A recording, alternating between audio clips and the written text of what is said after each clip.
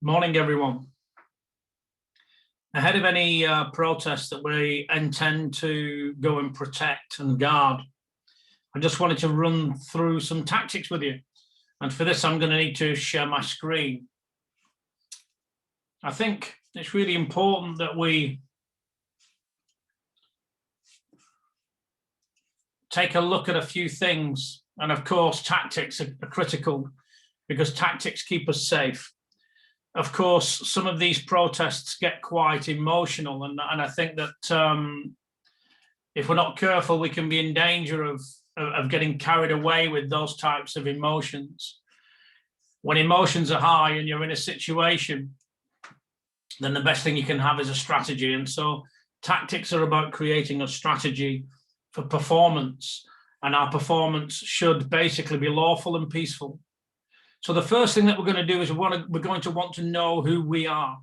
I'm going to say that anyone that's with the 300 should buy one of the caps, and you'll see why you should buy those caps. One, we can see who we are, and two, you'll be helping to support a strategy that we've got for helping children down the line.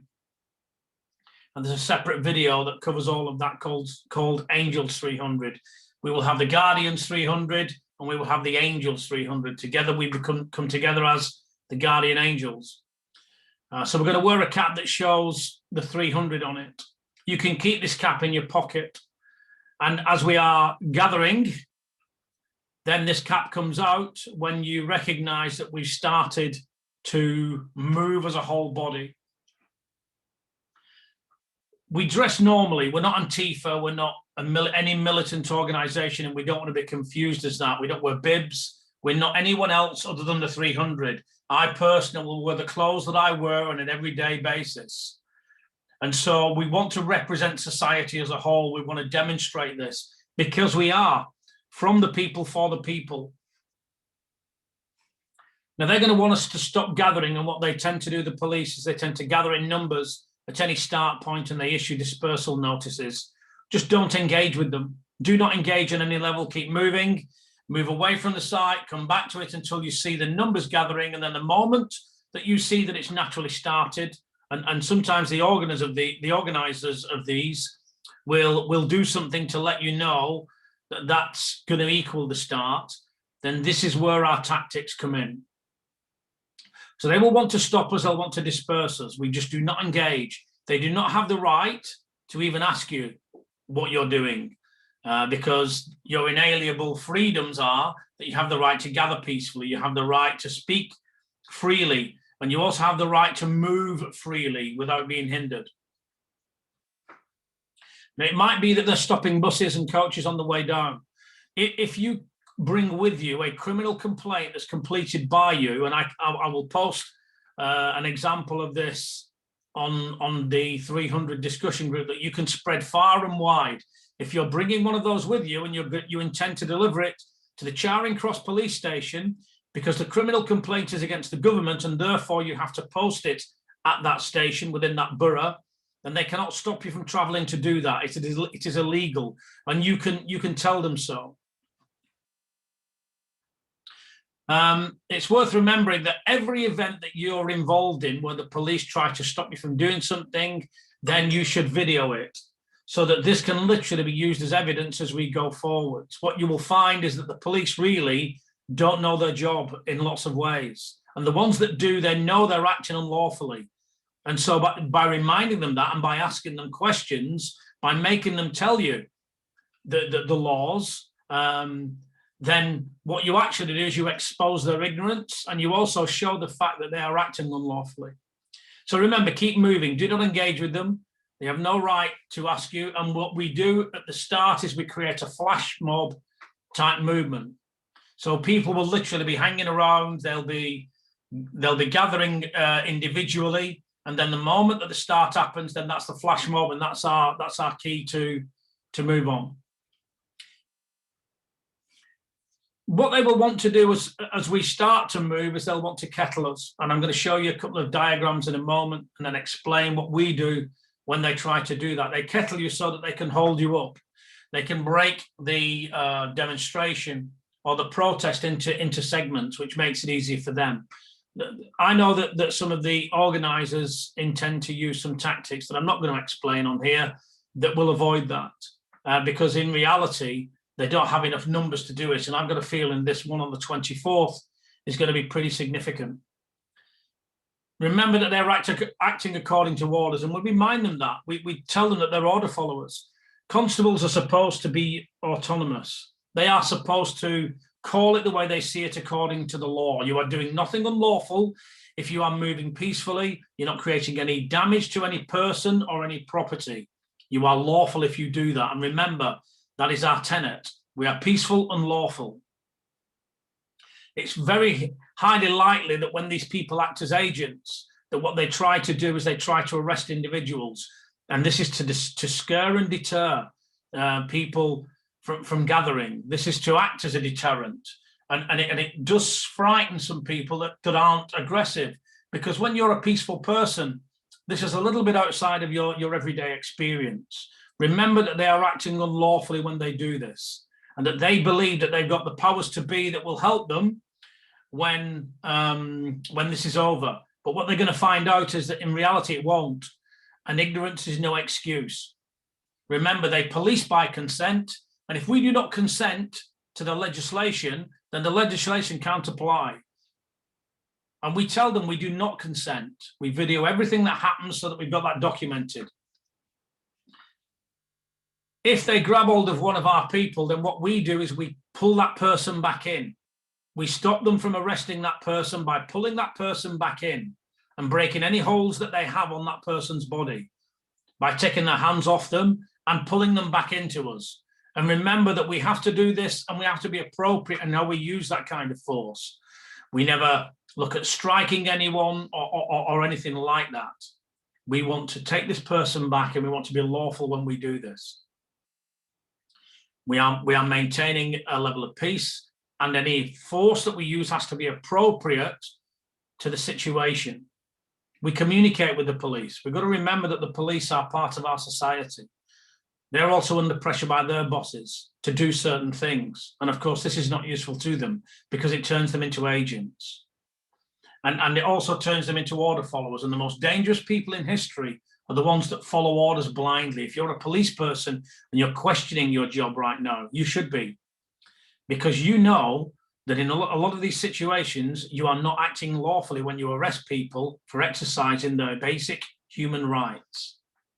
It's worth remembering that the police do have families to feed, and the hierarchy know this. They're currently using this against them. I'm being contacted by lots of police who are worried about speaking out because they know that they're going to be punished if they do so. They're going to be exposed, and they're likely to lose their livelihoods.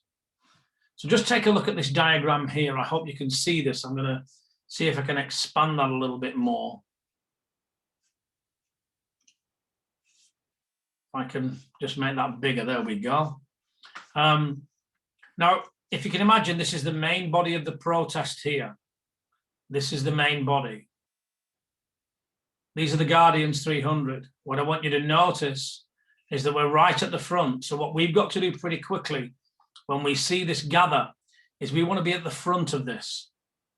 And we have people left and right. Now, these people are too deep. But what they do is they stagger. So you have one person here and you stagger so that this gap is blocked. We bind together nice and tightly. What the police will want to do is they'll want to break this up wherever they can to make to break up the protest, to fragment it. And we're going to avoid that by literally, if needs be, we can link arms, but what we can also do is we can hold on to the belt or the clothing of the person in front, or even in the hook of the arm. But essentially, we want to bind nice and tight wherever they try to infiltrate. Now, remember, these groups here can slide forwards and backwards. So we can move up and down, sliding forwards and backwards if we need to, depending on where the police try to do this. It's our aim to have that many people standing that we can literally flank the whole of the protest as much as we can. And we want to be as close to the front as we can, because it's the front of the protest that they will try to stop and deter from moving. If they stop the momentum of it, they know that they can then break it up. And this is all about momentum. Whenever you're looking at keeping something moving, then it is about momentum. It's about not allowing anything to stop you. And of course, we always do this peacefully. Let's just imagine now that we end up with a police line here. So if you look at the bottom diagram here, it looks a little bit more like an arrowhead, because that's what it is. But what we do here is, if we end up with a police line in front of us that tries to stop us, if this is police people, we communicate with them. We tell them that we're moving freely and that they're acting unlawfully. We tell them that they can't do this, but we shape ourselves into an arrowhead. We link arms. These people here link arms. Everybody here binds in and we link arms. These people fill those gaps. So you end up with an impenetrable shape here. And what that does is, as we drive forwards peacefully, is that it breaks the police line. It actually separates them, which is what we want to achieve. We then ignore them. We brush them aside. That's all we simply do. If they start to get battens out or hit us with any of those battens, remember, they are people. They're acting unlawfully, and therefore you are absolutely entitled to use appropriate force to stop them from hitting you. What I would recommend is that you simply take the baton off them. We will deliver any battens that are collected to the Charing Cross police station so that they can't say that you've stolen anything. And remember, it's really important that you know that. The last thing you want to be doing is being taken to task over stealing an asp or a baton. We will deliver them all to Charing Cross police station individually. So remember, they are not above the law. It's worth remembering that. They have to comply with the law just like you and I. They are not allowed to escalate things. If you're protesting peacefully, then they're not allowed to do that. And so we are going to act peacefully, but we're going to have a show of strength. We're going to move as a body of men and women that are prepared to stand strong and protect these protests against people who have become agents of the state, because that's what they are. If they're not operating and acting as constables and calling the law the way they see it individually, then they're agents, they're rule followers. I'm looking forward to applying these tactics. There won't be anyone guiding this. This is just something that I think now that we know that we can act on, and we can do it individually, but equally as a collective. You know the aims of this. And remember, a team is a great team when you get lots of really well-informed individuals acting according to a collective goal. Our collective goal is to keep this safe and to stop the police from aggressing and attacking any of those protests or breaking the protests up, because we have the right to do all of these things. I know that you're going to honor this. I know that you're going to act peacefully. And if you look at the oath that we have for the Guardians 300 and you apply the oath, then there won't be any problems at all. You will be acting lawfully and you will be acting peacefully. Remember, if you're the type of person that wants to create trouble on any levels, stay away from us. We don't want you to be part of us. Equally, if you're a crisis actor, we will expose you. We will show everyone who you are, and we will put your face across social media so that everyone knows that you're the one that's trying to get the people to defend you, so that the police can then become aggressive. We're not going to do that. You'll be removed from our group. Equally, if you're a provocateur employed by the police to provoke the people, then you're also acting unlawfully, and we will expose you wherever we can. Some of you are already exposed in Bristol. And so remember, we also know who you are, and that's not what the police should do.